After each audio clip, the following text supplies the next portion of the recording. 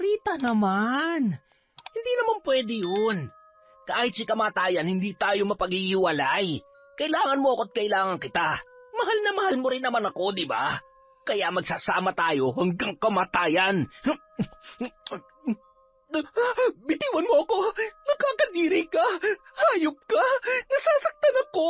Ano ba nangyayari sa'yo? At akala mo natatakot ako sa'yo? Hindi mo ako kilala, Rita. Hindi mo alam kung anong kaya kong gawin. Alam mo bang ngayon din ay kaya kong patigilin yung paghinga mo? Pwede ko ring hilahin yung dila mo o paluwain yung mga mata mo. Kaya wag mo akong tinatakot dahil sinasabi ko sa'yo, baka pagsisihan mo. Gusto ko ring malaman mo na lahat ng kamalasang nangyayari sa buhay mo ay bahagi lamang ng paniningil ko dahil sa ginawa mo sa tatay ko. Hayop ka! Ang sama-sama mo! Demonyo ka! Sa dilim ng kagubatan, sa ilalim ng malamlam na buwan, sinusumpa kita, Rita. Ito na ang nakatakdang panahon ng nakamamatay na pagdurusa. Sa bawat patak ng aking galit, isinusumpa kong ang iyong katawan ay magiging bilangguan ng iyong kasalanan. Ngayon, mararamdaman mo ang sumpang walang lunas hanggang sa ikaw ay maagnas. Ang iyong mga mata, luluwa mula sa iyong bungo. Ang iyong dila, huhugutin ang sarili mong mga kamay. At ang iyong leg, lalaslasin ang iyong sariling kuko. Lasapin mo ang sakit sa bawat kagat mo sa sarili mong laman. Maliligo ka sa sarili mong dugo hanggang sa tuluyan ka ng mamatay. Taon 2013, Iloilo.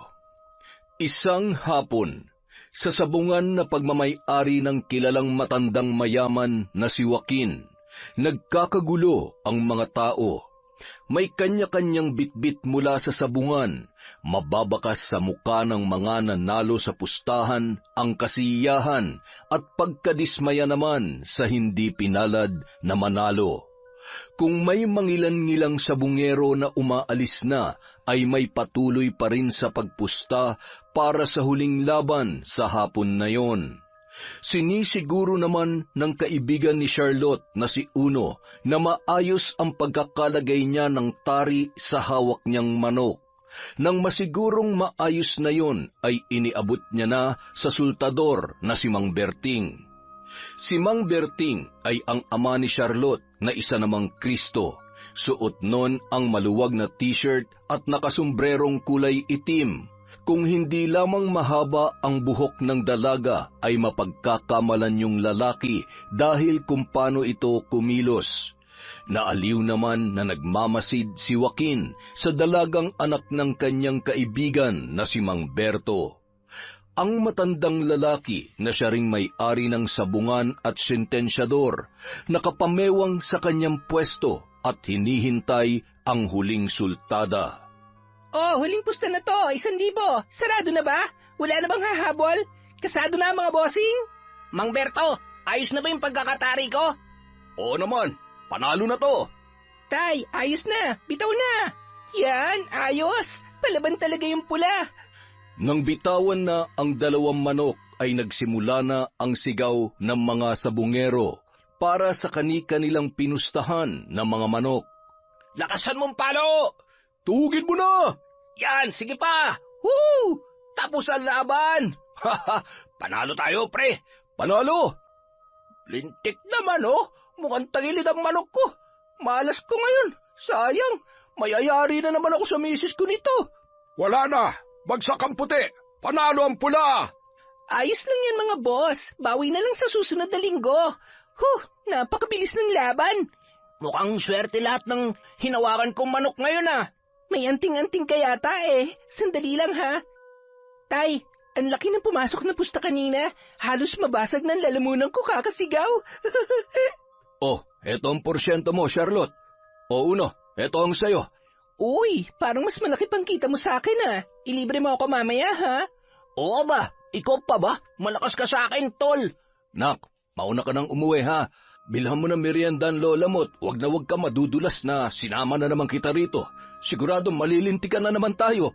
Sige po, tay. Wag ho kayo masyadong magpapagabi, ha? Uno, tara na. Uno, ikaw nang bahala dyan sa unika iha ko, ha? Ay, sige po, Mamberto. Siyempre naman. Ano kayang sasabihin ko kay Lola? Sigurado mag-uusisa na naman yon. Sa tingin mo makakalusot ka ngayon? Bahala na. Teka, libre mo naman ako ng palamig oh. Kanina pa ako nang uuhaw eh. At saka, bibili din pala ako ng merienda para kay Lola. Eh di lalo ka niya mabubuking na galing ka sa sabungan. Hindi naman siguro magsusumbong yung suman na galing tayo dito. Halos paubos na rin ang paninda ng mga nagtitinda ng sari-saring kakanin at maiinom dahil sa dami ng mga taong naroroon. May mangilan-ngilang napapakunot noo kapag nakikita ang dalagang Kristo.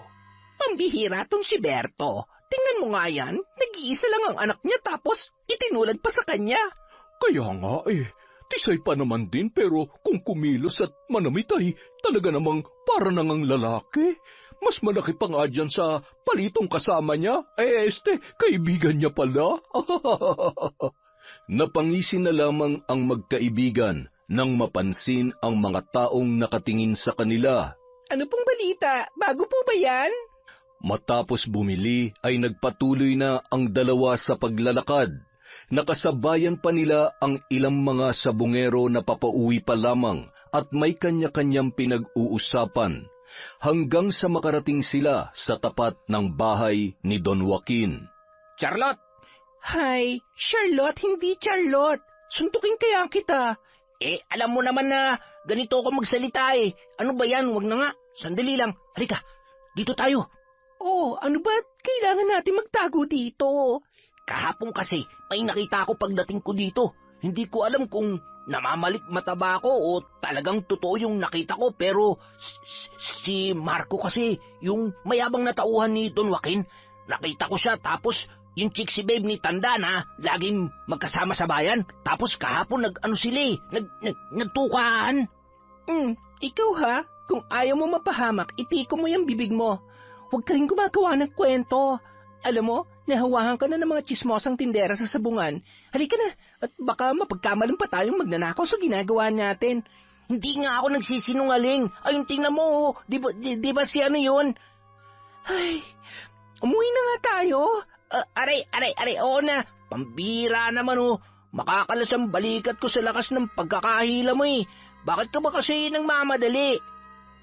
Ano? Natatay na kasi ako eh. Mukhang nasira ata yung tiyan ko sa palamig na binili natin. Pambira naman oh. Kadalaga mong tao kung utot kang baho. Bakit? May mabango bang utot? Yung utot mo ba mabango? Huwag ka nang sumagot. Itiko mo na lang yung bunganga mo dahil mas mabaho pa yan kesa sa utot ko. Hindi naman Kakatoothbrush ko lang kaya nung isang araw. Samantala. Nakatulog ako. Anong oras na ba? Ay, lintik. Siguradong pauwi na si Joaquin. Marco, gumising ka. Bumangon ka na dyan. Rita naman. Pagkatapos mo akong pagurin, ngayon, ay... Kapag hindi ka bumangon dyan, malilintikan tayong dalawa. Magmadali ka na. Ano bang kinakatakot mo? Kapag nahuli niya tayo, sa tingin mo ba may magagawa pa siya? Baka atakihin na yung sa puso kapag nalaman niya na... Marco naman Gusto ko lang mag-ingat. At saka, hindi natin alam kung anong kaya niyang gawin kapag nalaman niya ang tungkol sa atin. Ay, oo na. Pero, sa tingin ko, hindi pa naman darating yun, kaya... Halos mag-iisang taon na ring nagsasama si Rita at Joaquin.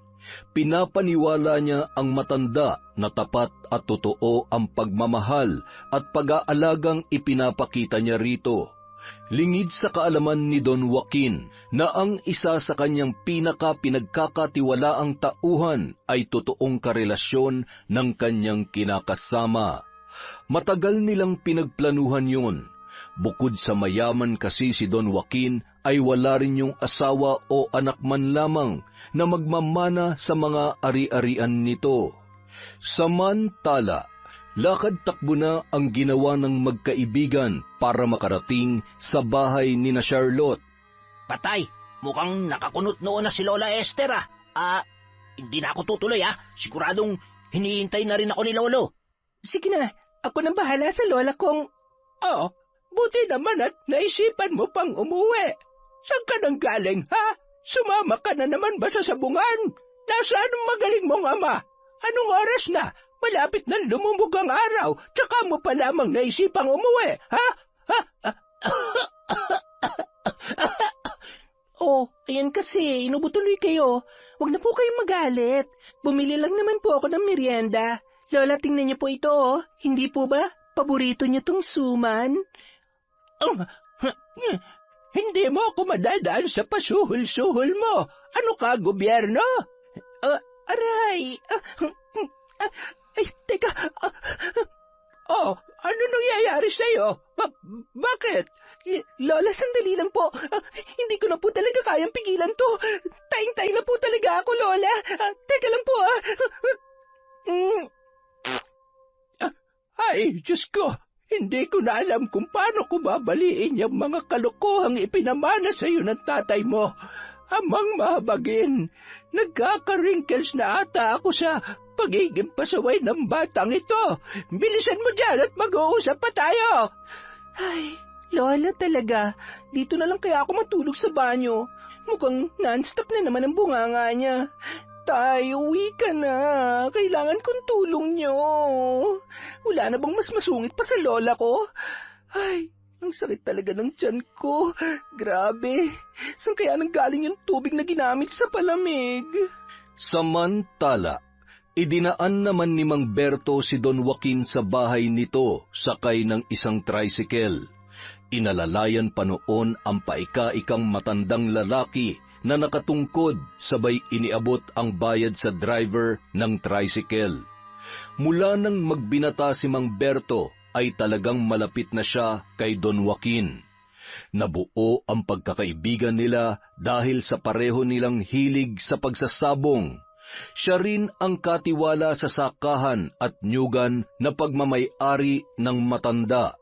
Maging ang lupa na kinatatayuan ng kanilang bahay ay pagmamay-ari din ni Don Joaquin. Kaya ganoon na lamang ang pagmamalasakit niya para sa matanda. Tumuloy ka muna, Berto. Magkwentuhan muna tayo. Dito ka na lang maghapunan. Siguradong nagluto si Rita. Ay, buti na lamang naisipan ko pa mag-asawa dahil kung nagkataon ay walang mag-aalaga sa akin. Hindi naman ako may pagluluto ng mga alaga kong manok. Sa edad niyo pong yan, dapat lang talaga na may kasama at may nag-aalaga na sa inyo. Pero huwag naman sana yung iniiputan kayo sa ulo. Ay, kawawa matanda. Alam mo, Berto, maswerte ka dahil may anak ka. Siguradong may mag-aalaga sa iyo kapag mahina ka na rin katulad ko. Oo, tama ho kayo. Pero may mga pagkakataon ho na hinahanap-hanap ko pa rin ang pag-aalaga ng misis ko. Ay, ilang taon na rin ang nakalipas pero hindi po pala madali. Mula nang mawala siya, ewan ko ba, ang dami na nagbago lalo na sa anak naming si Charlotte. Ipinagbukas ni Mang Berto si Don Joaquin ng gate na naglikha naman ng malakas na ingay. Napabalikwas naman sa higaan si Marco at Rita nang marinig yun, na sinabayan pa ng malakas na kahol ng mga aso. Magbihis ka na, bilisan mo. Doon ka na sa kusina dumaan. Sabi ko naman kasi sa'yo, tumakbo ka na. Pwede ba huwag mo nga ako sinisisi? Bye! Mwah! Bukas ulit, ha? Oo na, sige na, umalis ka na. Bahagyang ipinuyod ni Rita ang kanyang buhok at nagmamadaling inayos ang higaan sa kanilang kwarto. Sweetheart, nandito na ako. Nandiyan na, sweetheart. Sandali lang. Maupo ka muna, Berto. Habang nakaupo sa sala ang dalawa, ay siya namang labas ni Rita mula sa kwarto. Sweetheart, kumusta? Napagod ka ba? May kasama ka pala. Sandali lang at magtitimpla lang ako ng maiinom ninyo. Bakit parang pawis na pawis at pagod na pagod ka yata? Naglinis kasi ako sa kwarto natin at saka ewan ko ba, maalinsangan ng panahon at pawisin naman talaga ako, hindi ba? Ay siya, huwag ka masyado nagpapakapagod. Bukas mo na ituloy ang paglilinis. Salamat, sweetheart. O siya, maiwan ko muna kayo. Napakunot noon naman si Mang Berto nang makita ang kakaibang ikinikilos ng babae. Halata kasing kinakabahan at may kung anong sinusulyapan yon sa may labas ng bintana na hindi naman niya makita mula sa kanyang kinauupuan. Habang nasa kusina si Rita at nagbibihis naman si Don Joaquin, nakaramdam ng alinsangan si Berto kaya tumungo muna siya sa may balkonahe. Napangisi siya nang makita ang lalaki na hindi pa tuluyang nakakalabas ng tarangkahan. Marco, nagmamadali ka yata. Saan ka pupunta? Ay, buisit. Kahit kailan, napaka-epal talaga ng hinayupak na to. Napadaan lang. Pupunta lang ako sa Manukan. Nandyan na ba si boss? Oo, kararating lang namin. Papunta ka pa lang sa Manukan, pero yung pawis mo, daig pang tandang na natalo sa sabong Baliktad pa nga yata yung damit mo Ang dami mo naman napapansin, Mang Berto. Nagmamadali kasi akong umalis sa bahay, kaya... Berto, halika na. Oh, Marco, nandito ka pala. Sisilipin ko lang yung Manukan natin, boss. Babalik na lang ako mamaya. Siya, sige. Salamat. Napakasipag din nitong si Marco.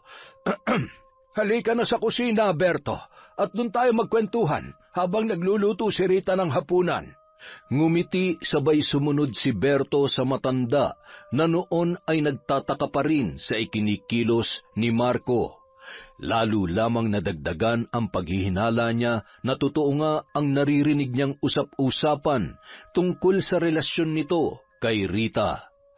Dahil sa hindi matapos-tapos na kwento ng matandang lalaki ay inabot na ng gabi bago pa tuluyang nakapagpaalam si Mang Berto. Pag-uwi niya sa bahay, kasalukuyan namang nagluluto ng hapunan si Aling Esther. Hindi pa rin natatapos yon sa pagsasalita at pagpapangaral sa kanyang apo na si Charlotte na noon ay nakakailang balik na sa banyo. Ayan na nga kasi ang sinasabi ko. Kung pumirmi ka lamang dito sa bahay, hindi sana masisira yan tiyan mo. Oh, nandito ka na pala, Berto. Buti naman at naisipan mo pang umuwi. Tingnan mo yung anak mo. Namimilipit sa sakit ng tiyan. Hindi ba't binalaan na kita? Talaga namang hinayaan mo na maging Kristo ng sabungan ng anak mo. Kaya wala man lamang interes na bumalik pa sa pag-aaral dahil sa kalokohan mo. Nay, minsan lang naman yan. Parang hindi nyo naman kilala yung apo nyo. Ilang beses ko na rin kinumbinsi na bumalik sa pag-aaral yan, kaya lang ay ayaw niya talaga Huwag na lang natin pilitin. Masaya naman siya sa ginagawa niya. Masaya? Babae ang anak mo, hindi lalaki. Ay, kung nabubuhay lamang ang asawa mo, siguradong hindi papayag yun sa mga pinaggagawa ninyo. Ay, nako. Lola naman, ang sakit-sakit na nga ng tiyan ko, nagagalit ka pa. Alam ko naman pong babae ako, pero kaya ko naman pong makipagsabayan sa mga kayang gawin ng mga lalaki, lalo na ni tatay. Gusto ko maging katulad ni Don Joaquin. Balang araw, ako naman ang uupo doon sa may trono niya bilang isang mayaman na sentensyador. Aray ko, ayan na naman. At talagang nangangatwirang ka pa. Huwag kang iiyak-iyak dyan at pag-uuntugin ko kayong magtatay. Kung kinakailangan na ikulong kita dito sa bahay ay gagawin ko. At ikaw, Berto, kasalanan mo ito. Sinasabi ko sa'yo. Ay, nako. Nay, huwag na kayong magalit. Hayaan nyo't hindi ko na siya ulit isasama sa sabungan. Nak, ayos ka lang ba? Kaya pa? Opo, kaya ko pa naman. Hay, Lola, wag na kayong mag-alala. Sa susunod na pasukan, susubukan ko po ulit mag-aral. Ang layo naman po kasi. Ayaw ko pong malayo sa inyo ni tatay. Ay, mas mabuti pa maghanap na lang po ako ng maayos-ayos na trabaho at hindi ko na kailangan mag-aral pa. Ang hirap-hirap naman po kasi ang daming ginagawa at dagdag gastos pa. Hindi ko naman po maintindihan. Inaantok lang po ako at ayaw ko po talagang magsuot ng palda. Ay, at bakit? Baka nakakalimutan mo na babae ka. Bakit ba pinipilit mong gayahin ang forma ng tatay mo? Ay, Sus Mariosep, Charlotte, kapag nakita pa kita nagsuot ng damit panlalaki, ay talaga namang pagtatatapon ko na yung mga yan. Hindi mo man lamang ginagamit ang mga binili kong bestida sa bayan. Hindi mo man lamang naman ang ganda kong magdala ng damit noong kabataan ko. Ay, tama na yan, Nay. Mukhang masarap yung niluto nyo, Nay, may tatanong po pala ako sa inyo. Hindi po ba't kasamahan nyo sa simbahan yung nanay ni Rita? Rita? Yung kinakasama ni Don Joaquin? Opo, siya nga po. Ba't kilala ko, ngunit hindi ako masyadong naglalalapit doon. Alam mo namang may taglay na kaanuhan si Chincha. Cynthia po, Nay. Taglay na ano po ba? May taglay na kakatihan sa katawan. Kaya ang hula ko'y tama ang chismis na ginagamit lamang niyang si Ritang yaman ni Don Joaquin. Ay nako, sinong maniniwala na sa dami ng mga naging karelasyon noon ay talaga namang magtsatsaga siya sa matanda? Halos kaedaran ko na matandang yon at sari-sari na rin ang sakit. Ay, yan nga rin ho ang iniisip ko. Kawawa naman. Ay, pero wala namang sikreto na hindi nabubunyag kaya siguradong malalaman niya rin ang katotohanan. Masyadong mabait si Don Joaquin para lokohin lang ni Rita at ng Marco na yun. Ay, basta, huwag ka na makialam sa usaping yan. Mahirap makisawsaw at baka ikapahamak mo pa at tupagin mo na lang ang trabaho mo at yung anak mo. Ay, bahala na. Sa kabilang banda, habang mahimbing na natutulog si Don Joaquin, sunod-sunod na mensahe naman ang natatanggap ni Rita mula sa kanyang ina. Katulad ng dati ay nanghihingi na naman yon ng sustento. Bagamat naturingang aktibo sa simbahan ay malakas yon kung magsugal at mismong sa bahay pa nila. Agad namang lumabas si Rita sa kwarto at tinawagan ang kanyang ina. Nay, bukas ho ay pupunta ako dyan. Ihahatid ko yung perang pambayad dun sa kaibigan yung alam mo na. Ay, napapagod na ho ako sa pagiging alila ng matandang ito. Sabihin niyo dun sa kaibigan niyo na tuluyan na. Sa tagal niya nang may sakit ay hindi na magtataka ang mga taga rito kung mamamatay na siya. Hindi ko na kaya magtiis pa. Gusto ko nang mamuhay ng malaya. Nakakapagod mag-alaga ng matandang to at magpanggap na mahal ko siya. Ay, sige nanay, aagahan ko na lang pagpunta dyan. Magpapaalam ako kay Joaquin bukas. Magkano po palang kailangan ninyo? Opo, sige po nay. Bye. Matapos ang sandaling pakikipag-usap ay pumasok yun sa kwarto at agad na humiga sa katabi ng mahimbing na natutulog na matanda. Marahan niya pa yung tinitigan sabay ngumisi habang hinahaplos-haplos ang buhok noon. Kaunting tiis na lang. Kapag nawala ka na, malaya na ako. At lahat ng kayamanan at ari-arian mo ay nasisiguro kong mapupunta sa akin. Kinaumagahan. Sweetheart, bumangon ka na dyan. Nakaluto na ako ng almusal. Mamamalengke ako tapos dadaan ako sa bahay ni nanay. Medyo matagal na rin kasing hindi ako nakakabisita doon. Baka nagtatampo na yon. Okay lang ba? Oo naman. Basta huwag kang masyadong magtatagal doon. Medyo masama kasi ang pakiramdam ko. Siguro ay napagod ako kahapon at dahil na rin sa init ng panahon. Ikaw naman kasi. Sabi ko naman sa iyo hindi na makakabuti sa kalusugan mo ang pagpunta sa sabungan. At saka pwede namang ipaubaya mo na lamang kay Marco o di kaya dun sa kaibigan mong si Berto. Pero di hamak na mas mapagkakatiwalaan naman si Marco dahil bukod sa masipag ay talaga namang nakikita ko kung gaano siya kapursigido sa pagtatrabaho. Parte na ng buhay ko ang sabungan kaya hanggat kaya ko pa ay... O siya, ikaw ang bahala. Basta ngayon kailangan mo na mag-almusal muna, ha? Pagkatapos ay magpainit ka sa labas para hindi na lumalayang ubo mo. Ibinili din kita ng gamot. Matapos kumain ng agahan ay agad namang inabutan ni Don Joaquin ng malaking halaga si Rita para sa pamamalengke at pambili ng kanyang gamot.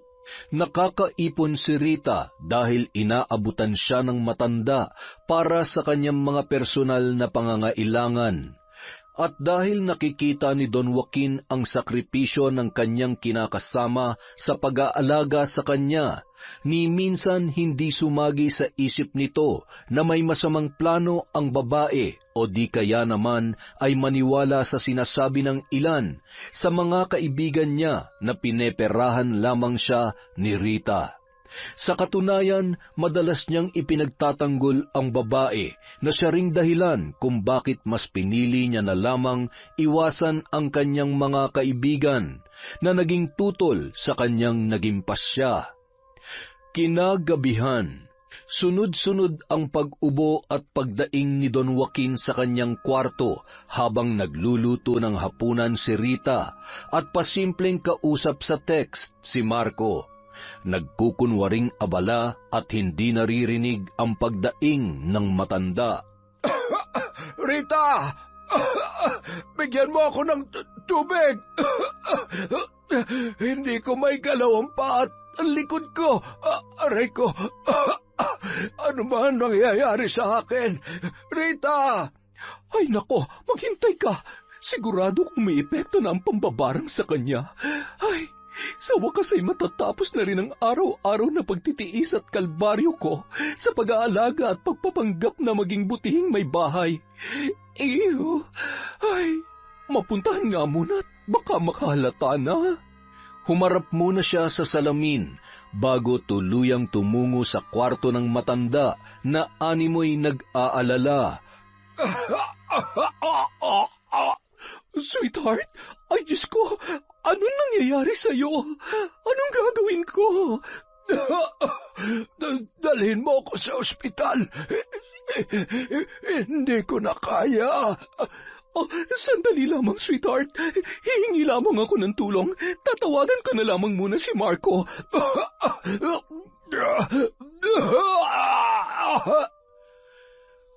Hawak ni Joaquin ang naninikip na dibdib at itinuro niya ang kanyang cellphone na nakapatong sa tukador na animoy may gustong tawagan nung mga oras na yon. Hindi naman na pinansin pa ni Rita ang nais ipahiwatig ng matanda. Tumungo yun sa kusina at nagmamadaling tinawagan si Marco. Marco, pumunta ka dito, dali. Bilisan mo. Kailangan nating dalhin sa ospital si Tanda. Mamamatay na yata. Oh, bakit? Ano na naman ang ginawa mo? Nilason mo na ba? Baka naman nag-iinarte lang yan. Basta, pumunta ka na rito ngayon din. Ay, oo, sige na, pupunta na.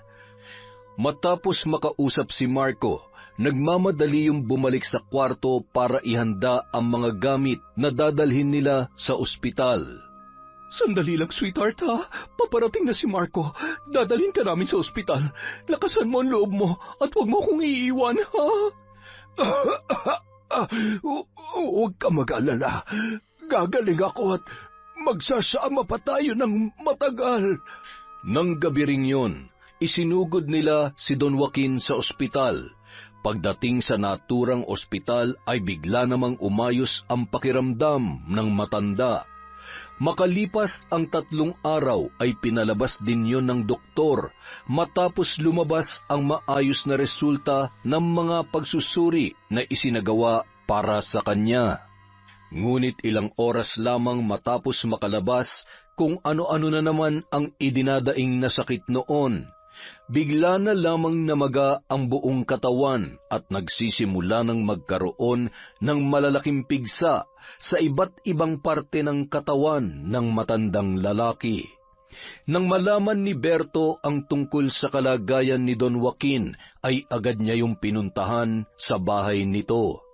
6:00 ng umaga pa lamang kaya nagulat siya nang madatnan si Marco at si Rita sa balkonahe na wari masayang-masaya pang nagkakape at nagkukwentuhan. Magandang araw, Rita. Gusto ko sana makita at kumustahin ang kalagayan ni Don Joaquin. Tinawagan niya kasi ako kahapon at... Bakit? Marunong ka na rin ba manggamot ngayon, Mamberto? Pwede ba? Huwag kang sumasabat. Hindi naman ikaw ang kinakausap ko eh. Siya nagpapunta sa akin dito kaya wala kang karapatang questionin yon. Ikaw, hindi ba dapat nasa manukan ka na? Tuloy ka na sa loob, Mamberto. Nasa kwarto siya, natutulog pa rin yata. Pinapunta ko na si Marco dahil paliliguan namin siya mamaya. Hindi ko naman kasi siya kayang akayin na mag-isa papunta sa banyo. Medyo lumalala rin ang kondisyon niya. Anong sabi ng doktor? Ano raw ba talaga ang sakit niya? Ay, yan nga ang pinoproblema ko eh. Dahil hindi naman matukoy ng mga doktor ang sakit niya. Maayos naman ang resulta ng huli ko siyang pinatingnan. Hindi ko na nga alam ang gagawin eh. Awang-awa na ako kay Sweetheart. Parang tinudurog ang puso ko kapag nakikita ko siyang nahihirapan. Baka hindi naman talaga doktor ang kailangan niya. Minsan kasi may mga karamdaman na hindi maipaliwanag. Kung hindi masuri ng doktor ay siguradong may ibang malalim na dahilan. Baka, Ay, Mamberto, tinatakot mo lang lalo si Rita eh. Sige na, puntahan mo na at maya-maya ay paliliguan na namin siya. Marami pa akong trabaho na asikasuhin. huwag ka mag-alala, Marco. Sandali lang naman ako. Napakasipag mo naman talaga. Sa sobrang sipag mo, mukhang pati mga hindi dapat asikasuhin ay inaasikaso mo na. Nagkatinginan na lamang sina Rita at Marco dahil sa sinabing yon ni Mang Berto. Nakaramdam ng pamumula ng pisngi ang dalawa na animoy tinamaan sa ibig sabihin ng lalaki. Nagpatuloy sa paglakad papasok ng loob ng bahay at tumungo sa kwarto ng matanda. Hindi naman makapaniwala si Berto nang makita ang kalagayan ni Don Joaquin. Berto, salamat at dinalaw mo ako. Si Rita, nasaan siya? Don Joaquin, hindi po biro ang kalagayan niyo ngayon. Huwag niyo po sanang mamasamain pero sa tingin ko po ay kailangan niyong magpatingin sa albularyo. Ilang beses ko na rin sinabi yan kay Rita dahil pakiramdam ko ay pinaglalaruan ako ng kung anong masamang nilalang. Hindi na ako halos makatulog sa gabi sa sobrang sakit na nararamdaman ko at pakiramdam ko ay lalo ako nanghihina. Tingnan mo nga ang mga sugat ko. Pakiramdam ko unti-unti na akong nabubulok na parang bangkay. Tulungan mo ako, Berto. Gusto ko pang mabuhay. Huwag kayong mag-alala. Tutulungan ko po kayo. Aalamin natin kung sino may gawa nito sa inyo. Malakas ang hinala ko na binabarang kayo, Don Joaquin. Kaya mag-iingat kayo sa mga taong pinagkakatiwalaan nyo. Hindi lahat ng taong akala natin ay nagmamalasakit sa atin, totoo. Huwag kayong magpapatalo sa awa at pagmamahal mo sa mga taong nakapaligid sa inyo. Tumango na lamang ang matanda na animoy naiintindihan kung ano ang ibig sabihin ni Mang Berto. Dala ang isang damit na pagmamay-ari ng matanda. Isinilid yon ni Mang Berto sa likod na bahagi ng kanyang salawal upang hindi mapansin ni na Marco at Rita. Nang matapos ng magkausap ang dalawa ay agad na rin yung nagpaalam sa kanyang kaibigan. Nang makaalis si Mang Berto ay agad namang pinaliguan ni na Marco at Rita si Don Joaquin. Halos masuka ang dalawa sa lansa at labis na pandidiri sa nagnanaknak na mga sugat nito. Pagkatapos mabihisan ay nagmamadali namang nagpaalam si Marco na inihatid naman ni Rita sa pintuan. Pasimple pa nung hinagkan si Rita at niyakap ng mahigpit. Ilang araw na ring napapansin ni Don Joaquin ang mga kakaibang ikinikilos ni Rita at Marco. Gayon din ang mga tinginan nito. Bagay na ikinabahala ng matanda at nagpalakas ng kutob niya tungkol sa totoong motibo sa kanya ng kanyang kinakasama. Agad niyang tinawag si Rita na noon naman ay gulat na gulat at naitulak si Marco. Nagmamadali namang pumasok sa kwarto ang babae, bit-bit ang walis tambo. Sweetheart, may kailangan ka ba? Wala naman. Nakaalis na ba si Marco? Oo, kanina pa. Nagugutom ka ba? Ay, hindi pa naman. Umupo ka muna rito sa tabi ko. May sasabihin lamang ako sa'yo. Sige, ano yun? Rita, minahal mo ba talaga ako? Sweetheart naman, sa tingin mo ba sa loob ng ilang buwan na nating pagsasama ay hindi kita minahal? Kulang pa ba ang pag-aalaga ko sa iyo para pagdudahan ng pagmamahal ko?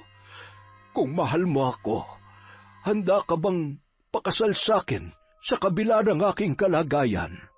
Ha?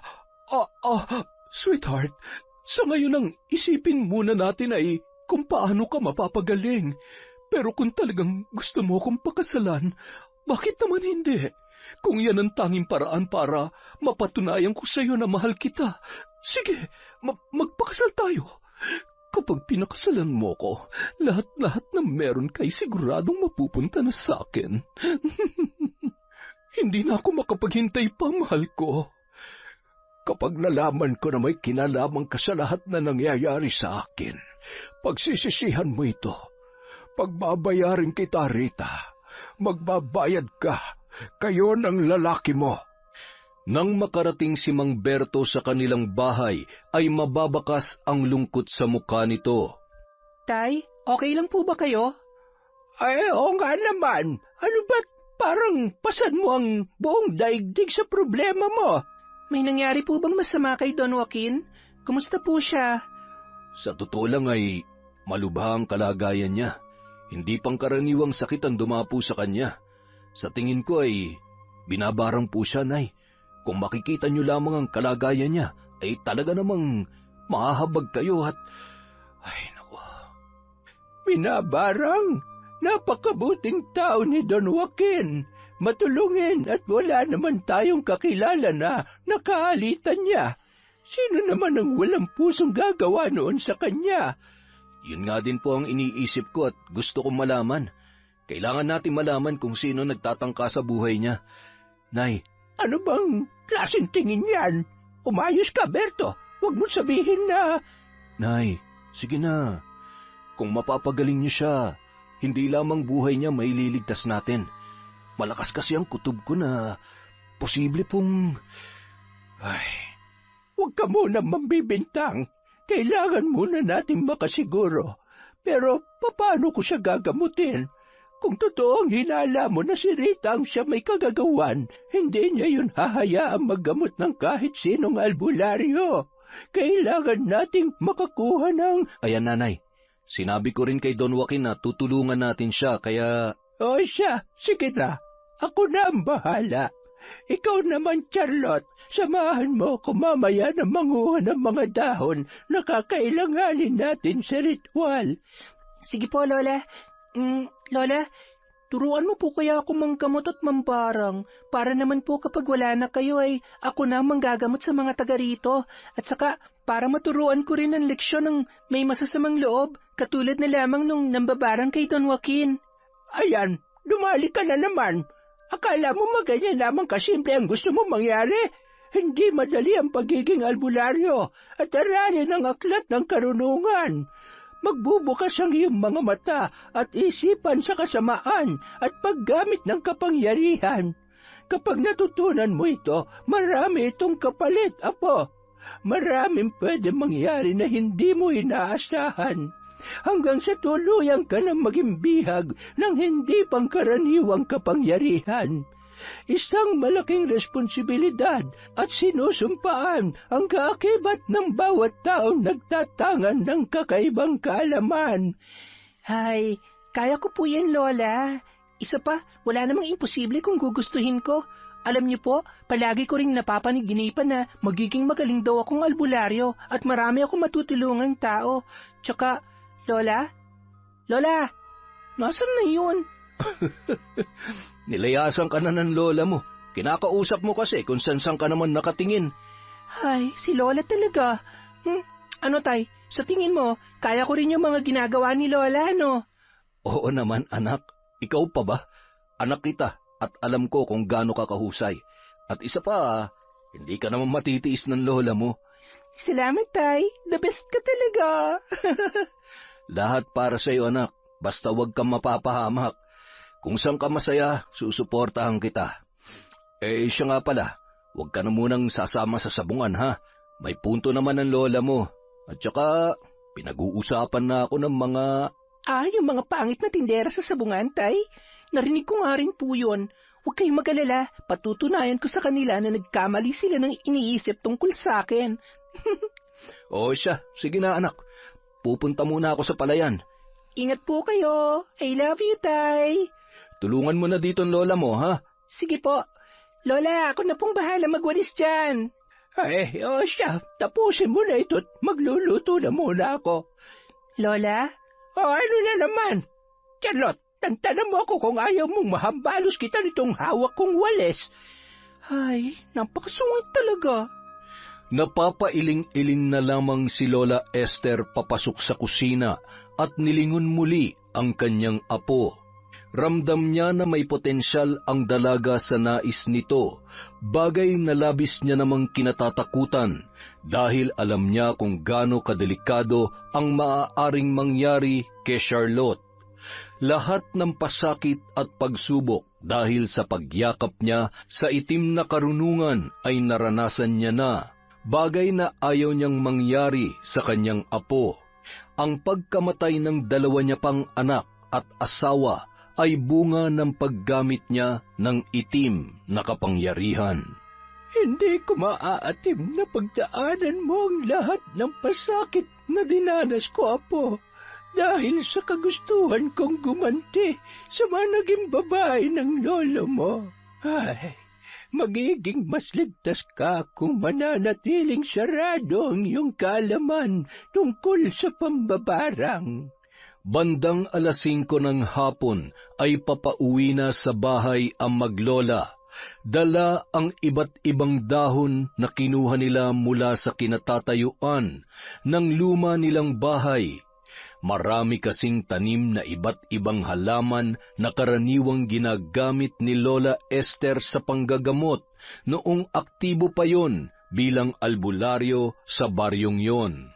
Lola, hugasan ko pa po ba tong luyang itim at lubigan? May sinabi ba ako na pakialaman mo ang mga yan? Wala po, pero gusto ko lamang pong makatulong sa inyo. Tsaka, pwede po ba akong manood habang... Hindi! Pumunta ka muna doon sa kaibigan mong si Uno. Babalik ka lamang kapag sinundo na kita. Naiintindihan mo? Kapag ako natutong mambarang, kayong una kong paparangin eh. May sinasabi ka ba? Wala po. Ang daya niyo naman, Lola eh. Dapat nga... Huwag mo nga akong pinangungunahan, Charlotte. Alam ko kung ano nararapat sa'yo. Maiintindihan mo rin ako pagdating ng tamang panahon. Kaya huwag ka nang magpumilit sa mga bagay na hindi po pwede. Hindi lang naman pwede kasi ayaw nyo. Isa pa, Charlotte. Paduduguin ko talaga yung uso mo. Napabuntong hininga na lamang ang dalaga sabay lumabas sa pinto ng kanilang kusina at umupo sa may upuan sa may puno ng mangga. Ay, kung ayaw niyo akong turuan, gagawa na lamang ako ng paraan para... Tama! Maya-maya, nakita niya nang isinasara ni Lola Esther ang pinto at sinenyasan na siyang umalis muna dahil magsisimula na yon sa kanyang ritual. Matapos kumuha ng tuyong bunot ng nyog at nilagyan yon ng ilang pirasong uling, sabay sinindihan yon at nilagay ang dinikdik na itim na luya, tagpipitong dahon ng madre de cacao at atis. Nagpakulo din yon ng tubig at nilagyan ng dahon ng pandan at anonas. Babanlawan niya roon ang damit ng matanda matapos niyang isagawa ang kanyang ritual. Agad niyang tinungo ang kanyang kwarto at kinuha ang kanyang libreto.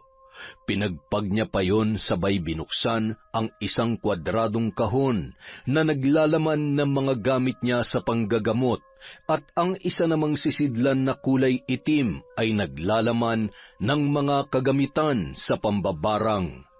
Ibinuka niya sabay inilapag sa sahig ang kulay puting damit ni Don Joaquin na may mga bahid pa ng dugo at nana.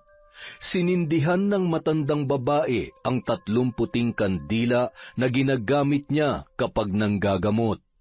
Marahan niyang binasa ang mga nakasulat na salita sa isang pahina ng libretong noon, ay hawak niya Pagkatapos ay nag-usal yon ng paulit-ulit na salita habang nakapikit ang kanyang mga mata at nakatapat sa isang palangganang may tubig ang kanyang mga kamay. Sa hangin dumaan, sa tubig lumitaw, sa apoy ipakita at sa lupa'y maghayag.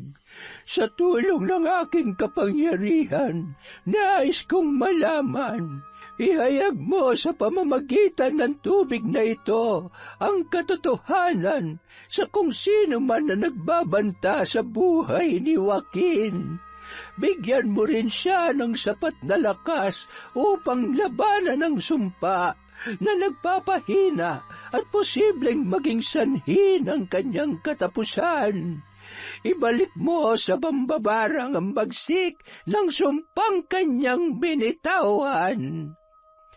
Samantala, Ano na naman ang pinaplano mo? Basta, samahan mo lang ako. Kailangan ko makita kung anong ginagawa ni Lola. Doon tayo sa may kwarto niya. Kailangan mong iangat ng bahagya yung plywood na dingding para makita ko siya na maayos, ha? Pambira naman kapag tayo nahulit ng pagalitan ay nako ka. Hindi yan. Walang mahuhuli kung walang magpapahuli. Halika na, dali! dahan-dahang naglakad ang magkaibigan at sinunod naman ni Uno ang utos sa kanya ni Charlotte. Buong pwersang iniangat ni Uno ang may kalumaan ng plywood na dingding. Doon ay nakasilip naman si Charlotte. Pinagmamasdan at inaaral ang bawat kilos ng kanyang lola Esther. Sinasabayan pa noon ang bawat pagbuka ng bibig ng matanda habang nanginginig naman ang mga payat na braso ni Uno na noon ay ngalay na. Nang matapos na ang matanda sa pagriritual at inililigpit na ang ilang mga gamit, ay siya namang biglang tuluyang pagkatuklap ng kalahating bahagi ng plywood sa kwarto ni Lola Esther. Sa lakas ng puwersa ay tumilapon ng dalawa, sabay tumakbo nang marinig ang sigaw ng matanda na noon ay galit na galit. Saan kayo pupunta? Pumasok kayo dito, bilisan niyo! Ayan kasi, Charlotte naman kasi. Kahit kailan talaga pahamak ka. Ikaw naman kasi, masyado mo naman nilakasan yung pagkakahila kaya nasira tuloy. Nahuli tuloy tayo. Dati naman na kasi marupok yun eh. Ano? Papasok kayo dito, hahabulin ko kayo ng walis tingting na ito. Lola, wala po akong kasalanan ha. Nakiusap lang po sa akin si Charlotte. May inuutos pala sa akin si lolo ko. Ayusin ko na lang po bukas. Gabi na po kasi bawal pong... Sige po, bye-bye Lola. Bye-bye Charlotte. Hoy Uno, bumalik ka dito. Lola, wag mo po akong papaluin yan. Masakit yan, Lola. Hindi ka marunong mapagsabihan at pakiusapan. Bakit ba napakatigas ng ulo mo, ha? Lahat na lamang ba nang sasabihin ko ay hindi mo itatatak dyan sa kokote mo? Mamamatay ako sa iyo ng maaga. Lola, okay lang po ba kayo? Lola, sorry na. Hindi na po mauulit. Huwag po muna kayo mamamatay, Lola. Sige ka, pakikilamang kayo mga flintik ka. Ikuha mo ako ng tubig. Ay, nag-iisa nga po, pero ang pagkapasaway mo ay katumbas naman ng 10 katao. Ay, bakit ba ganun na lamang kalalim ang interes niya sa aklat ng karunungan? Hindi kaya may tawag nga siya ng... Ay, huwag naman sana. Lola, heto na po yung tubig. Sorry po talaga, Lola. Gusto ko lamang pong... Kung itinadhana kang maging katulad ko, darating din ang tamang pagkakataon. Ngunit binabalaan kita kung gaano kadaling umalib sa kapangyarihang itim na taglay ko, ay siya ring hirap na kumawala sa oras na tinanggap mo na ito. Ay, hindi na ako makahinga.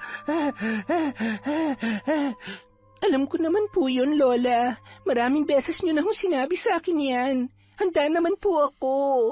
Alam ko po sa sarili ko kung anong gusto ko. Buo po ang loob ko na matutunan ng lahat, anuman po ang maging kapalit. Napabuntong hininga na lamang si Lola Esther dahil sa mga binitawang salita ni Charlotte. Nang hawakan nito ang kanyang kamay ay naramdaman niya ang isang puwersa na nagpapakita ng isang kakaibang abilidad. Kung hindi ko siya magagawang pigilan sa gusto niya, kailangan ko siyang gabayan. Hindi ko siya maaaring pabayaan. Bandang 8:00 ng gabi, maagang nakatulog si Charlotte at nananatiling nakaupo naman si Lola Esther sa mesa sa kusina habang hinihintay ang kanyang anak na si Mang Berto. Maya-maya, dumating na rin yon, bitbit ang isang sako na may lamang nyog at gulay mula sa bukid. Buti naman at nandito ka na. Tama ang hinala mo. Si Rita, ang nanay niya, at maging si Marco ay may alam din sa mga nangyayari kay Joaquin. Ang ikinaganda ay nagawa kong pagalingin ang karamdaman niya at ibalik yon sa mambabarang na may gawa ng sumpa. Ano na ang plano mo ngayon? Kailangan malaman ni Don Joaquin ang katotohanan. Nasa sa kanya lamang ang pagpapasya sa kung anong nararapat kay Rita at sa walang hiyang Marco na yun. Mga ahas sila. Wala silang awa. Kinabukasan, maagang pinuntahan ni Mang Berto kasama ang anak na si Charlotte, ang matanda. Maganda na ang pakiramdam noon at bigla na lamang nawala ang mga sugat niya sa katawan. Nang marinig ni Don Joaquin ang sinabi ni Mang Berto tungkol kay Rita, ay hindi naman na yon nagtaka. Isang malaking pagkakamali na nag-alaga ako ng ahas. Ngunit ang hindi niya alam, ako naman ay ulupong. Gagapang siyang muli palabas sa bahay na ito. Mga hayop, mga taksil. Anong nangyayari dito? Anong ginawa niya sa sweetheart ko? Bakit siya nagagalit? Ay, wag ka nga. Wala kaming ginagawa ni tatay. Baka ikaw. Hala ka, umamin ka na kasi... Ano bang pinagsasasabi mo? Babaeng amoy suka? Hoy, ganito lang ako manamit pero hindi hamak na mas maganda at mabango ko sa'yo. Ikaw na umalingaso ang buong pagkatao sa kasamaan. Akma sanang sasampalin ni Rita si Charlotte nang biglang bumangon si Don Joaquin at kinaladkad si Rita palabas ng bahay. Lumayas ka rito at wag ka nang babalik pa. Alam ko na ang kahayupan at kataksilang ginagawa mo sa akin. Pasalamat ka't may natitira pa akong awa sa'yo dahil kung hindi baka napatay na kita. Bitiwan niyo siya. Ano ba nangyayari? At paanong magaling na kayo? Nasaan yung mga... Hindi ka makapaniwala na sa isang iglap ay magaling na ako, no? Hindi pa hihintulutan ng Diyos na magtagumpay ang mga demonyong katulad ninyo. Pagkatapos ng lahat ng kabutihan ko sa inyo, nagawa niyo pa akong pagtaksilan. Mga hayop! Wag na kayong aapak pang muli sa lupain ko kung ayaw niyong pasabugin ko yung bungo niyo. Magsama kayo, mga taksil! Sweetheart, maawa ka. Wala akong ginagawang masama. Nagsisinungaling lang sila para magkasira tayo. Mga hayop kayo, may araw din kayo sa akin. Joaquin! Rita, halika na! Bitiwan mo ako. Ano ba? Joaquin, nakikiusap ako. Makinig ka naman sa akin. Joaquin! Wala nang nagawa pa si Rita, lalo na nang makita niya ang galit sa mga mata ng matanda. Kaya labagman sa kanyang kalooban ay umiiyak at nakatulalang naglakad na lamang yon pauwi sa bahay ng kanyang ina kasama ni Marco na noon ay nagngingit-ngit pa rin sa galit. Alam mo, kasalanan to ng hayop na Berto na yun eh. Masyadong pakialamero. Hindi na ba siya nakontento sa ari-arian ng matanda na pinapakinabangan niya at pati yung diskarte natin pinakikialaman niya pa? Sinira nilang buhay natin. Kailangan nating gumanti. Hindi ako papayag na mauwi sa wala lahat ng sakripisyo ko. Alam mo kung wala lang naman si Mamberto, wala tayong magiging problema eh. Kapag nagkasakit siya ulit, ako pa rin ang kakailanganin niya. Anong gusto mong gawin ko? Anong pa nga ba? Patayin mo si Mamberto, pati yung anak niyang pakialamera. Lahat ng tao na humadlang sa atin, lahat sila'y dapat mamatay. Seryoso ka ba? Tarantado naman ako, Rita. Alam ko yun, pero hindi ko naman kayang pumatay ng tao. Kung ganun ayaw mo? Hindi mo kaya? pwede naman natin silang ipabarang. Yung isang banatan lang tapos dedo na agad, di ba? Hindi nga pwede. Nakita mo naman, di ba? Nagawa nilang pagalingin si Tanda. Magsasayang lang tayo ng pera at panahon. Pero ikaw rin, kapag hindi mo ginawa ang gusto ko, bahala ka. Magtatrabaho na ako sa malayo at kahit kailan, hindi na ako magpapakita sa'yo. Iiwanan na talaga kita. Rita naman, alam mo namang ikaw ang buhay ko. Sige na, gagawin ko ng gusto mo. Sa ngayon ay maghahanap muna ako ng tamang pagkakataon.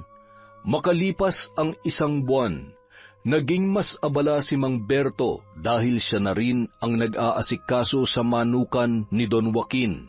Naghahanap siya ng ibang tauhan na mapagkakatiwalaan sa sakahan at nyugan na pagmamay-ari din ng matanda. Bumalik na rin ang sigla ni Don Joaquin, kaya madalas ay sinasamahan pa siya noon sa pagpapatuka ng kanyang mga manok. Isang hapon, bandang 5:00 ay nagpaalam na si Don Joaquin na uuwi na sa bahay, habang tinatapos ni Mang Berto ang pagwawalis sa malawak na kulungan ng mga manok. O siya, mauna na ako sa bahay. Dumaan ka muna doon bago ka umuwi at iaabot ko ang sahod mo. Sige ho. Dahan-dahan lang ho sa paglalakad at huwag ka mag-alala. Mas malakas at matibay na ang tuhod ko ngayon dahil sa nilagang halamang gamot na galing sa Nanay Esther mo. Baka po pala dumaan si Nanay at Charlotte. Pakisabi na lang po na nandito pa ako. Siya nga pala, Don Joaquin, gusto kong magpasalamat sa lahat ng kabutihan at tulong niyo sa akin. Walang anuman. Niligtas mo ang buhay ko, Berto. Kaya dapat ay ako pa magpasalamat sa iyo.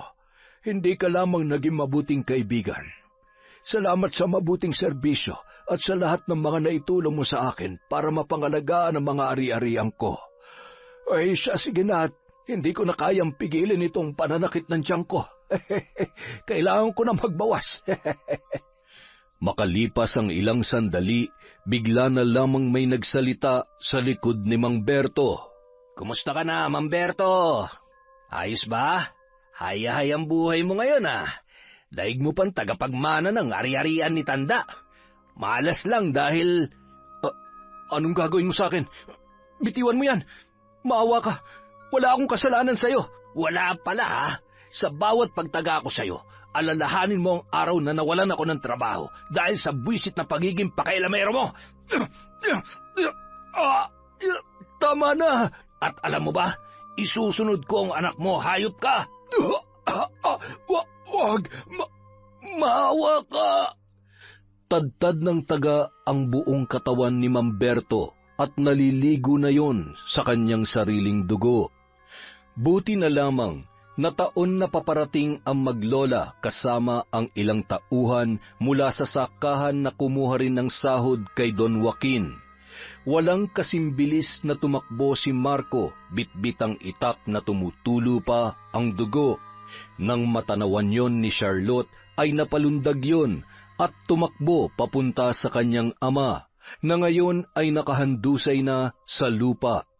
Nawalan ng malay si Lola Esther sa labis na takot na agad namang inalalayan ng kanilang mga kasama. Nagpupumalahaw naman si Charlotte nang makita ang kalagayan ng kanyang ama. Tatay! Tatay ko! Huwag mo akong iiwan, tatay! Hayop siya! Igaganti kita! Isinusumpa ko! Pagsisisihan niya ang ginawa niya sa inyo! Tulong! Tulungan niyo po kami! Makalipas ang 1 buwan. Apo, malungkot ka na naman. May problema ba? Wala ho. Pinag-iisipan ko lang po kung anong dapat kong gawin sa Rita at sa Marco na yon. Apo, pasasaan ba't mahanap din sila ng kapulisan? Mabibigyan din ng hustisya nangyari sa tatay mo. Charlotte, sino kausap mo? Ay, nagsasalita ka na naman mag-isa. Huwag ka nga maingay. Kausap ko si Lola. Ha? Si Lola Esther? Charlotte naman. Huwag ka namang nananakot ng ganyan. Seryoso ba? Hanggang ngayon ba ay umuwi ka na? Ayaw ni Lola na maingay. Sisimulan na namin ang ritual. May paghihiganti na naming si tatay. Charlotte, sandali. Shh! Huwag kang makulit. Sige na, umuwi ka na. Bukas samahan mo ako sa gubat. Samahan mo ako. Ipapakita ko sa'yo kung paano ko tatapusin ang Marco na yon. Ay, naku po, Diyos ko. Ano ba nangyayari sa kanya? Nababaliw na ba siya? Ay, kinikilabutan tuloy ako. Hindi kaya pinakailaman niya yung mga gamit ni Lola Esther kaya siya nagkakaganyan? Pagsapit ng 6:00 ng gabi. Lola, panuorin niyo ako. Sabihin niyo lamang po kung tama ba ang ginagawa ko. Sabi ko naman sa inyo, di ba? Magiging makapangyarihan at mahusay na mambabarang ako. Sa pagkakataong to, wala silang takas sa paniningil ko sa kanilang kasalanan. Magpatayan kayo! Magpatayan kayo at mabulok sa impyerno! Samantala, Ano? Ganito na lamang ba talaga tayo? Hanggang kailan tayo magtatago? Wala na tayong makain. Kasalanan mo to eh. Hindi ka kasi nag-iingat. Napakagarapal mo. Pwede ba? Huwag mo nga akong sisihin. Unang-una, ikaw nagplano ng lahat ng to. Sinunod ko lang naman lahat ng gusto mo Alam mo, para hindi na tayo magsisihan, mas mabuti pang mamatay na lang din tayong dalawa. Hindi na nila tayo mahahanap at hindi na tayo makukulong pa. Eto, ang itak na to ang susi sa lahat ng problema natin. Tingnan mo nga itong katawan ko.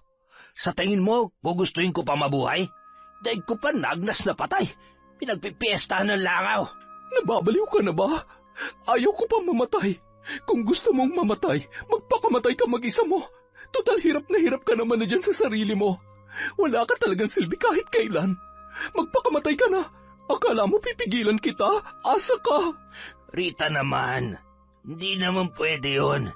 Kahit si kamatayan, hindi tayo mapaghihiwalay. Kailangan mo ako at kailangan kita.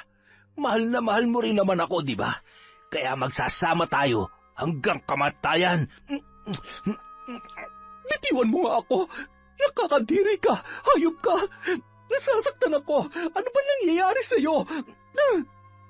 matapos itulak ni Rita si Marco at mabitawan ang hawak noong matalim na bagay ay nagmamadali namang dinampot yon ni Rita. Sige, subukan mo lumapit. Hindi ako magdadalawang isip na tagain ka. Tatagain mo ako? Talaga ba, Rita? Sige, subukan mo. Subukan mo. Sorry. Marco, patawarin mo ako. Ayoko na. Pagod na ako. Nay! Halos mawala na sa katinuan ang babae. Nanginginig ang kamay at maraming bahid ng dugo na tumakbo at naghanap ng tricycle na masasakyan pauwi sa kanilang bahay. 10:00 ng gabi, tahimik na ang mga kabahayan. Papasok pa lamang noon si Aling Cynthia mula sa sugalan. Nagulat na lamang siya nang biglang may yumapos sa kanyang likuran. Nay! Oh, anong ginagawa mo rito? Umalis ka na ngayon din. Idadamay mo pa talaga ako sa kalokohan mo? Ayaw ko makulong. Isa pa, wala akong anak na kriminal. Umalis ka na! Pero, Nay, wala na akong mapupuntahan. Nay, parang awa niyo na. Nang mawalan ng malay ay wala nang nagawa pa si Aling Cynthia, kundi ang tulungan ang kanyang anak. May ilang mga residente ang nakasaksi at agad namang ipinaalam sa pulisya ng barangay ang nangyari, dahilan para tuluyan ng maikulong si Rita. Halos hindi makalabas ng bahay si Aling Cynthia dala ng kahihiyan. Grabe, no? Naturingan na alagad ng simbahan pero may anak na demonyo? Isang kriminal at manang-mana sa kalandian ng kanyang ina? Ay nako, alam mo, hindi mauuwi sa ganyan si Rita kung hindi rin dahil sa pagiging ambisyosa ng ina. Kawawa naman, mabubulok na sa kulungan yon. Siya rin palang pumatay dun sa kasintahan niyang sinto-sinto at tumaga kay Berto. Karma na nila yun, Buti nga sa kanila. Siya nga pala, Mare. Balita ko, bagong sahod ka sa co-op. Baka naman pwedeng makahiram kahit 500. Pahiram? 500 lang? Hindi mo ba nabalitaan? Pwede rin kasuhan ang mga nakakalimot na magbayad ng utang. Magkano nga ulit yung hihiramin mo? Mare? Wag na lang. Mabilis ko lang naman kitain yan sa pambabarang. Sige na't mukhang ginaganahan na akong magritual. Mare, hoy, sandali lang. Heto na, pahihiramin na kita. Gusto mo 1,000? Kinaumagahan, agad na tumungo sa kulungang pamprobinsyal si Charlotte kung saan ikinulong si Rita matapos tuluyang umamin sa kanyang mga naging kasalanan. Bagay na bagay ka rito, pero kung ako masusunod, mas nababagay ka sa loob ng nag-aapoy na rehas. Hayop ka! Anong pinaplano mo, ha? Tutal, nandito na rin naman ako. Hindi na ako magdadalawang isip na patayin ka. At akala mo natatakot ako sa'yo? Hindi mo ako kilala, Rita. Hindi mo alam kung anong kaya kong gawin. Alam mo bang ngayon din ay kaya kong patigilin yung paghinga mo? Pwede ko ring hilahin yung dila mo o paluwain yung mga mata mo. Kaya wag mo akong tinatakot dahil sinasabi ko sa'yo, baka pagsisihan mo.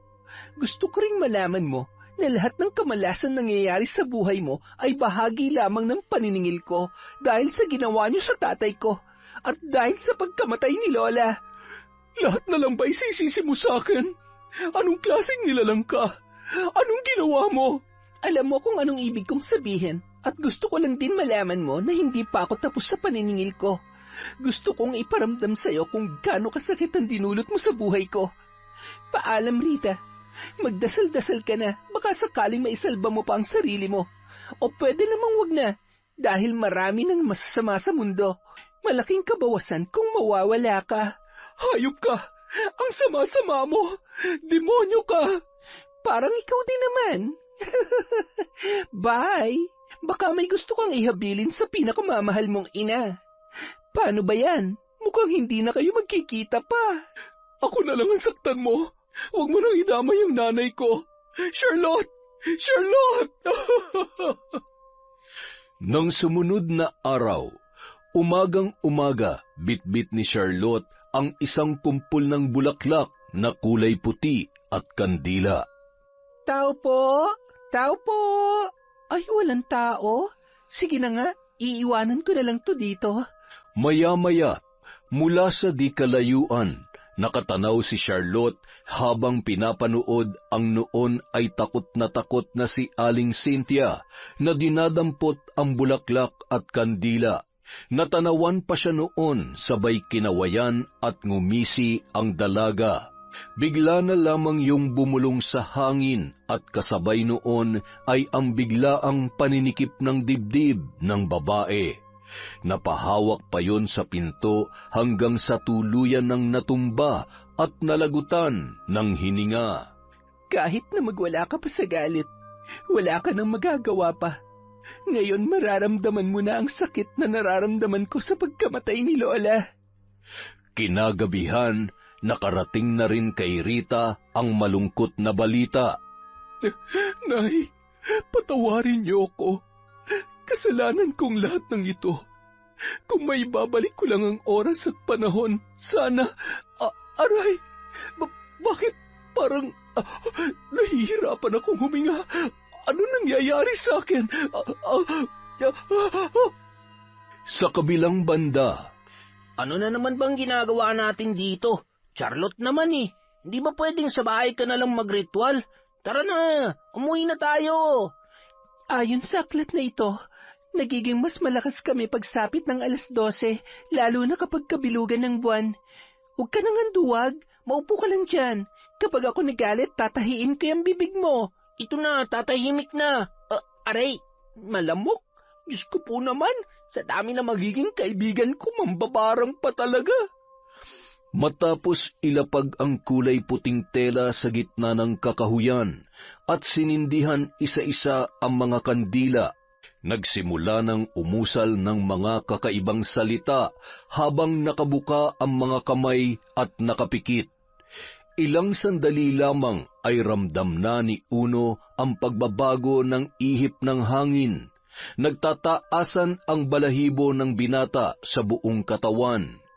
Gustuhin niya mang pigilan si Charlotte sa ginagawa nito, ay hindi niya magawang makapagsalita at kumilos nung mga oras na yun.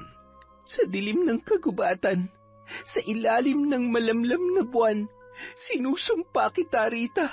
Ito na ang nakatakdang panahon ng nakamamatay na pagdurusa.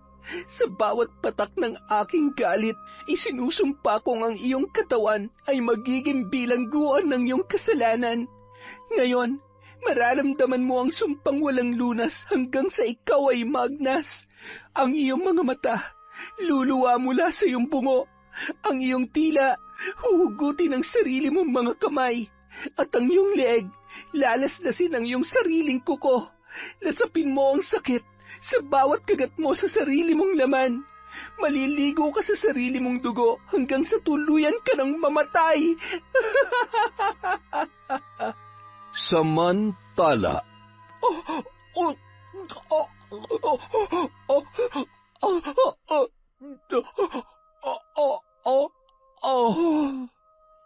Grabe! Anak ng putya naman! Mukhang may tama nga sa utak ang babaeng yan para gawin niya yan sa sarili niya. Ay nako, patay na yata. Kadiri! Hoy! Tingnan niyo nga to! hindi makapaniwala ang mga kasamahan sa selda na wala man lamang nagawa para pigilan si Rita sa pagpatay sa kanyang sarili. Nung mga oras na yon ay isa-isa na ring pinatay ni Charlotte ang mga kandila at niligpit ang kanyang mga gamit sabay isinilid sa isang kahon. Anong nang gagawin mo dyan? Kailangan ko na tong ibaon. Tapos na, Uno. Nagawa ko na ang mission ko. Alam ko na nabahira na ng kasama ng kamay ko at ang buong pagkatao ko, ngunit hindi ko pinagsisisihan ang lahat ng ginawa ko. Susubukan kong gamitin sa tama ang kaalaman ko. Iluwaman ako ng langit pagdating ng araw. Gusto ko na kapag nawala ako sa mundong ito ay maaalala ko ng mga tao na mabuti ang aking ginawa. Ano mang kasalanan na nagawa mo, mapapatawad ka pa rin ng Diyos. Basta handa ka magbalik loob sa Kanya. Gaano ka man naging masama, kapag lumapit ka sa Kanya, yayakapin ka pa rin niya. Charlotte, sabi ni Don Joaquin, gumaganda na ang lagay ng tatay mo. Naniniwala ako na magkakasama pa kayo ng matagal. Sana nga, Uno. Miss na miss ko na si tatay. Siguradong malulungkot siya kapag nalaman niya na wala na si Lola. Sana magising na siya. Pagod na ako mag-isa, Uno. Masaya naman kami dati, pero hanggang ngayon, hindi ko pa rin maintindihan kung bakit kailangan mangyari ang lahat. Sa kagustuhan namin tulungan si Don Joaquin, si tatay naman ang napahamak. Walang mali sa ginawa ng tatay mo. Natural, magkaibigan sila, kaya magdadamayan sila. Ang may kasalanan ay yung mga taong may masasamang loob, katulad ni Rita at ni Marco. Mawala silang awa at lalong wala silang puso. O bakit? Huwag mo sabihin na nagsisisi ka na sa... Hindi naaalala ko lang si Lola. Pakiramdam ko kasi nawala siya nang wala man lamang akong pabaon na masayang alaala. Puros kaya sakit ng ulong ibinibigay ko sa kanya. Lahat na lang ng ayaw niya ginagawa ko. Masama ba ako nga po? Hindi alam ko naman na kahit pasaway ka, mahal na mahal mo siya eh. Pero alam mo, kung talagang gusto mo pa siyang mapasaya, pwede mo pa namang gawin yung mga bagay na gusto niya kahit wala na siya. Salamat, Uno. Buti na lang may kaibigan ako na tulad mo. Pasensya ka na, ha? Alam ko na... Huwag ka mag-alala, kahit anong mangyari, nandito lang ako. Magkaibigan tayo, at masaya ako na maging parte ng mga kalokohan mo, at pati na rin kung paano mo lalampasan ang mga problema mo. Aray! Ay, tara na nga, umuwi na tayo. Sandali lang, may sasabihin ako sa'yo. Ha? Charlotte, wag mo naman akong tinititigan ng ganyan. Wag mo akong hahalikan. Hindi ako nag-toothbrush kanina. At saka, tanga, bakit naman kita hahalikan? Sira ka talaga. Ay, hawakan mo tong kahon. Ako na maghuhukay at baka makalas pa yung braso mo. Ay, ganyan kasi yung mga napapanood ko sa Hindi tayo talo. Babae rin ang gusto ko. Seryoso ka ba? Huwag naman, Charlotte. Hindi mo ba naalala na gusto ng lola mo na magsuot ka ng bestida? Paano mo gagawin yun kung... Ay, ang daming sinasabi. Nagbibiro lang ako, babae ako. Sayang ang ganda ko kung... basta, tsaka na natin pag-usapan yan at... Ay, naantok na tuloy ako. Matapos maibaon ang gamit sa pambabarang at ang aklat ng karunungan, ay agad na ring naglakad pabalik ang magkaibigan pauwi sa kanilang bahay. Kinabukasan, maagang nagising si Charlotte. Nakatingin sa bubong ng kanilang bahay at inaalala ang mga panahon na buhay pa ang kanyang lola. Kasama niya rin ang kanyang tatay Berto. Hindi niya maiwasang maluha dahil sa labis na kalungkutan. Hindi niya rin alam kung kailan niya makakasamang muli ang kanyang ama na nasa Maynila.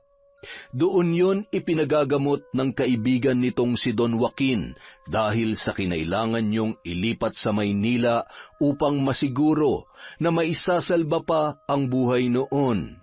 Naghihintay lamang sila ng tawag mula kay Don Joaquin tungkol sa kalagayan ng kanyang ama. Diyos ko, alam ko pong makasalanan ako at wala akong karapatang humiling ng kahit ano. Pero sana, makasama ko pa po si tatay. Sana makabalik pa siya ng buhay. Maya-maya, napabalikwas siya nang marinig ang ingay mula sa labas ng kanilang bahay. Marahan niyang pinakikinggan ang mga pamilyar na boses. Dali-dalin tumakbo palabas ang dalaga. Don Joaquin, nakabalik na po kayo. Nasaan po si tatay? Pasensya na, Iha. Ano kasi, Hindi. Huwag niyo sabihin patay na ang tatay ko. Hindi maaari. Hindi totoo yan. Kailangan ko si tatay. Kailangan ko siya. Iha, hindi pa patay ang tatay mo. Kaya ako nandito para sunduin kita dahil gusto kong doon na kayo tumira sa bahay ko. Doon ay may nurse na mag-aasikaso sa kanya. Magaling na siya pero kailangan pa rin ng sapat na medical na atensyon. Sa dami ng operasyon na pinagdaanan niya ay hindi na manunumbalik sa normal ang buhay niya. Pero sa ngayon, makakausap mo na uli siya katulad nun dati. Salamat po sa tulong ninyo. Hindi na po ako makapaghintay pa na makita at makausap ang tatay ko. Salamat po. Utang ko sa tatay mo ang buhay ko. Sa inyo, kaya walang katumbas na kabayaran ang kabutihan niyo. Nakakalungkot lamang dahil nadamay pa siya, pati na rin ang lola mo. Huwag ka mag-alala. Ipinapangako ko na gagawin kong lahat upang maibigay ko sa iyo ang buhay na pinapangarap ng tatay mo para sa iyo, Iha. Pati na rin ang kaibigan mong si Uno. Wala naman akong mga anak at pamilya, kaya maghahanap na lamang ako ng may mabubuting puso na karapat dapat tulungan. Nabalitaan niyo na po ba nangyari kina Rita at Marco? Oo, Iha. Ni katiting na away, wala akong naramdaman. Maaaring yun lamang ang tanging paraan para pagbayaran nila ang mga kasalanan nila. Mga wala silang puso, kaya dapat lamang na... Ako po may kagagawan ng lahat ng yon. Ano? Paanong... Si Lola Esther po ang dahilan kung bakit kayo gumaling. May kakayahan siyang manggamot at may kakayahan din po siyang mambarang. Maraming beses ko po siyang pinilit na turuan ako, pero paulit-ulit po siyang tumatanggi dahil ayaw niya pumapahamak ako. Nung namatay siya nung araw na nasa ospital din po si Papa, sa sobrang galit ko nakipag-anip ako sa itim na kapangyarihan. Inaral ko mag-isa ang aklat ng karunungan hanggang sa tuluyan ko yung natutunan. Pinatay ko po sila. Pinagbayad ko sila sa mga kasalanan nila. Ay, Diyos ko, huwag mong sabihin na hanggang sa ngayon ay... Matapos kong gawin ang huling ritual para kay Rita, ibinaon ko na po ang aklat ng karunungan. Gusto ko pa rin mamuhay ng normal, alang-alang po sa kahilingan ni Lola. Ay, mabuti na lamang at hindi ka napahamak. Ginabayan po ako ni Lola. Hindi niya po ako pinabayaan ng mga panahon na mag-isa lamang ako at kailangan ko ng tulong niya. Oy siya, dalhin mo ng ilan sa mga gamit mo at hinihintay ka na ng tatay mo. Don Joaquin! Charlotte, tara na! Abay, napakabilis mo naman. Bakit may dala ka rin mga damit? Sigurado ka bang hindi mo tinakasan ng lolo mo? Nagpaalam ka ba? Oo naman. Sabi nga ni Lolo, wag na raw po akong babalik at masyado raw ho akong... Ay, baka po kapag sinabi ko ay hindi nyo na ako tanggapin sa bahay nyo. Pambihira kang bata ka, oo. Huwag ka mag-alala. Hindi problema ang pagkain. Sisiguruhin ko na mamumroblema ka kung paano mo uubusin ang mga pagkain. Hindi kung ano ang kakainin mo. Talaga ho? Salamat po, Don Joaquin. Pagsisilbihan ko po kayo sa abot ng aking makakaya. Basta... Habang naghihintay ang dalawa kay Charlotte, ay siya namang pagdating ng isang matandang lalaki. Uno! Sandali lang. Bakit nawala sa lalagyan ko yung brief ko, ha? Dinala mo ba? Akin na, at ako'y dadalo sa sayawan mamaya. Lolo naman, pahiram muna. Ay, hindi po pwede. Akin na, bilis. Uno, ibigay mo na't ibibili na lamang kita. Pare, mukhang magkasukat tayo. Hayaan mo't padadalhan kita ng marami at mukhang... Maswerte ito, pare. Kaya kahit butas na, hindi ko pa pwedeng tuluyang ipamana kay Uno. Tara na ho. Ha? Ikaw ba yan, Charlotte? Babae ka na nga, Kailan pa? Gusto ko lang sorpresahin si tatay. Lolo, mamimiss niyo ho si Uno at syempre pati ako. Hindi naman siguro. Ako'y rinding-rindi na sa pagiging pasaway niyan. Sa pagiging pasaway ninyo. Siya, mag-iingat kayo at ako'y mananahipan ng... Bandang 11:00 na ng tanghali nang sila ay makarating sa bahay ni Don Joaquin. Patakbong pumasok si Charlotte at nagngingilid ang luha na niyakap ang kanyang ama na noon ay nakaupo sa wheelchair. Tatay, sobrang namiss ko po kayo. Mahal na mahal ko kayo, tatay. Ang lola mo, kumusta siya? Bakit hindi mo siya kasama? Tatay, wala na po si Lola. Iniwan niya na tayo. Namatay siya nung araw na walang awa kayong pinagtataga ng Marco na yon. Sabay kayong dinala sa ospital, pero hindi niya na po kinaya, tay. Wala na po si Lola. Wala na siya. Huwag niyo po akong iiwan, tay. Ayaw ko na po ulit mapag-isa. Patawad, anak ko. Alam ko na hindi naging madali sa'yo. Pangako, nandito na ulit si tatay. Magkakasama pa tayo ng matagal. Mahal na mahal kita, anak. Ay, teka, ikaw nga ba si Charlotte? Ikaw nga bang anak ko? Bakit? Humberto, mukhang babae na po yung anak ninyo ngayon. Pwede po bang ligawan? Aba, kung kaya mo ay bakit hindi? Kung mahal mo pang buhay mo, huwag na lang. Hindi mo ako kaya, Uno. Kaya mula ngayon, hanggang tumanda tayo, tropa tayo. Tropa lang, ha? Sabi ko nga, huwag ka nga makulit. Mula sa araw na ito, kakalimutan na natin ang malungkot na nakaraan. Halina kayo sa kusina at nagpahanda ako ng pagkain. Kailangan nating ipagdiwang ang espesyal na araw na ito para sa mas masaya at mas mapayapang pagsasama bilang isang pamilya. Maraming salamat po, Don Joaquin. Habang buhay ko pong ipagpapasalamat sa inyo na ibinalik niyo sa akin ng buhay ang tatay ko. Huwag po kayong mag-alala. Mula sa araw na ito, 2 na po kayong aalagaan at mamahalin ko bilang tatay. Tara na, Uno. Tulungan mo akong alagaan sila, ha? Oo naman, pero sa ngayon, pwede bang kumain muna tayo? Gutom na talaga ako, Uy, ang daming pagkain, parang pesta. Yon! Isa na namang malupit na kwento mula sa kwentong Enteng. Marami pong salamat. Sa susunod na po ang ating shoutout. Again, thank you po ulit mula sa kwentong Enteng.